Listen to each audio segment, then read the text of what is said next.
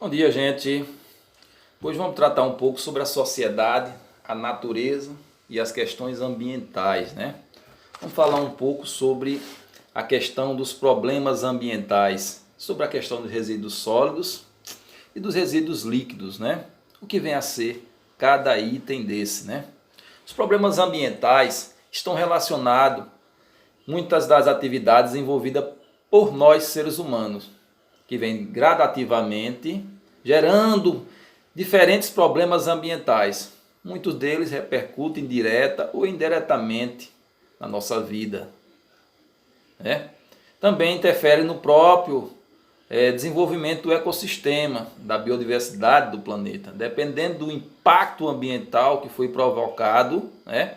Seja a extração de um tipo de minério contaminado, seja na extração de jazidas de ferro, que muitas vezes causa aqueles grandes buracos.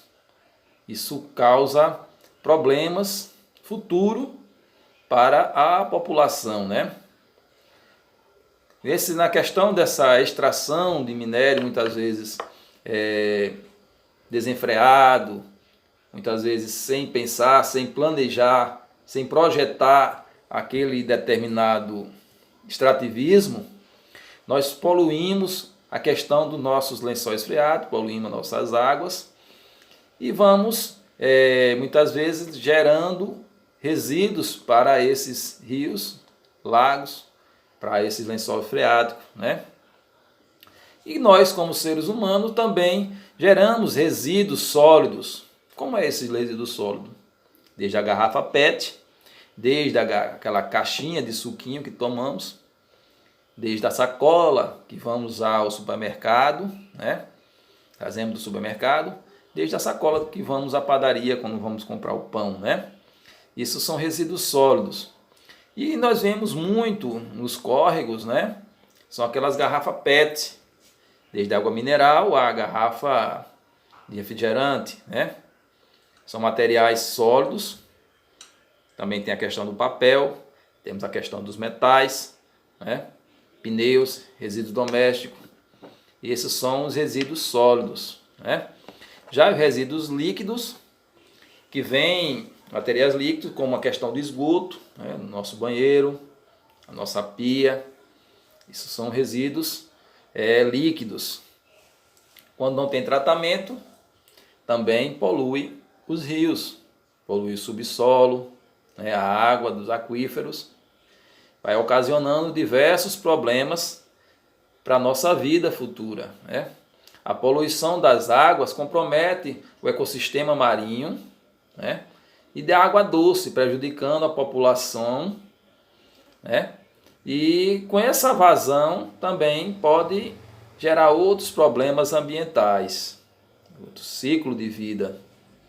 Já a questão do vazamento de óleo, né? Quando é a extração de petróleo em águas oceanas, por exemplo, causa sérios problemas ambientais. Houve nesse ano passado e nesse ano, né, a questão de vazamento de óleo, manchas de óleo.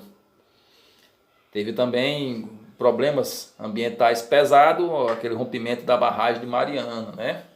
Ou seja, ali é uma mineradora, teve um descuidado grande, e como o Brasil tem um código ambiental muito bom, porém a aplicabilidade da lei brasileira é muito complexa para os grandes proprietários, para os grandes empresários. Isso gerou o quê? Mortes, mas só que para os culpados, o braço do Estado, né? Ou seja, o peso da lei, não houve, né? Esse problema de Mariana gerará grandes sequelas para muitos e muitos anos, né? E vai ocasionar o que futuramente? Esses impactos ambientais, seja dos esgotos, seja das indústrias que jogam resíduos químicos, resíduos sólidos nos rios. Acontecerá o que? A questão da escassez da água, né? Que a água é um bem finito, somente água doce. Grande parte da superfície do nosso planeta é coberta por água, que está sempre em movimento e é um recurso indispensável para a nossa vida. Nós não conseguimos viver sem água, né? No entanto, é preciso considerar que a água salgada dos oceanos e mares representam 97% do total da água encontrada no mundo e atualmente não pode ser usada para o consumo. Além disso, parte da água doce encontra congelada nas geleiras em regiões polares e nas montanhas. Assim, cerca de 3% de toda a água existente do planeta, ela representa água doce potável e disponível para o consumo. Desse total, contudo, há uma parcela encontrada perdida por causa da poluição dos rios, lagos e aquíferos subterrâneos. Outro problema sério é a distribuição desigual da água doce potável pelos continentes e países, né? A América do Sul, por exemplo, tem água potável em quantidade 3 vezes maior que a Europa. Isso é graças ao grande parte da bacia hidrográfica do rio Amazonas, né? O Brasil possui vastos recursos hídricos, mas estes estão distribuídos de maneira desigual em nosso território, né? Região Norte, por exemplo, apresenta fontes abundantes, mas densamente na região Sul. Por outro lado, nós temos a questão do Nordeste com recursos escassos, né? Temos rios na região Nordeste, temos sim. Porém, a distribuição dessa água já é outro problema, né? Temos a questão política que interfere nessa distribuição de água, ocasionando grandes problemas para a população, né? Tem a famosa indústria da seca, né? Que gera bilhões anualmente, e isso movimenta a questão de políticos, de políticas, né? Isso é um reflexo. Mas, professor, como é que poderia resolver esse problema hídrico brasileiro? Simples, interligar as bacias. Se interligasse essas bacias hidrográficas brasileiras, através dos canais, né, resolveria esse problema. Mas o governo prefere investir em carros-pipas, né, para resolver esse problema. Paliativos, né?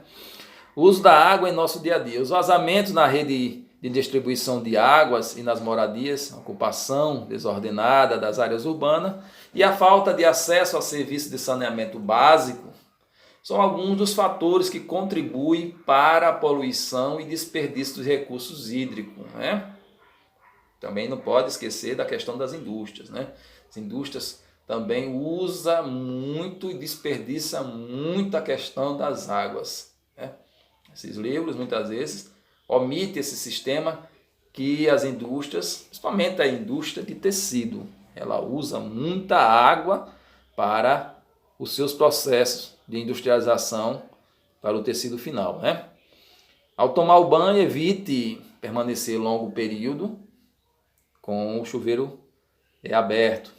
Cerca de 5 minutos são cerca de 45 litros de água desperdiçado. Ao escovar os dentes, mantenha a torneira fechada para não desperdiçar água. Ao usar o esguicho para lavar o carro ou a casa, provocamos um enorme desperdício, de preferência a limpeza através de usando um balde, né? A água é invisível a atividades econômicas, né? Cada produto que consumimos exige quantidade de água para ser produzido, né? Como vinha falando, essa questão da industrialização, né? Ou seja, da indústria. Para todo o processo ela necessita de água, uso de água. E isso faz com que esses processos possam chegar até a nossa residência, né? Seja uma confecção de tecido, seja no próprio manuseio de fazendas, trazendo tomates para as cidades. Tem que fazer todo um processo de lavagem, ou seja, utilizar-se água para esse produto final chegar às nossas mesas. Entende, gente? É bem interessante essa produção e necessita sempre de água.